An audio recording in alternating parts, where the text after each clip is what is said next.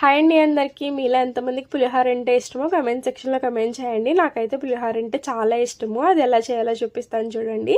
First అయితే ఒక 2 కప్పులు రైస్ అయితే తీసుకొని నీట్గా అయితే వాష్ చేసుకోవాలి. నేనైతే ఎసెట్లో అయితే బియ్యం అయితే వేసుకొని కొద్దిగా అయితే శనగపప్పు అయితే వేసుకొని కొద్దిగా అయితే పసుపు అయితే వేసుకొని బాగా అయితే అన్నం ఉడికించుకున్న తర్వాత ఇంకా నీట్గా వార్చుకున్న తర్వాత ఆ రైస్ని అయితే చల్లారి పెట్టుకోవాలి. ఆ రైస్ని అయితే చల్లారి పెట్టుకున్న తర్వాత మనం ఫస్టే ప్రిపేర్ చేసుకున్న చింతపండు పులుసుని అయితే వేసుకొని మొత్తం రైస్కి మొత్తం పట్టించాలి. ఇలా పట్టించి ఒక హాఫ్ అన్ అవర్ అలా వదిలేయాలి.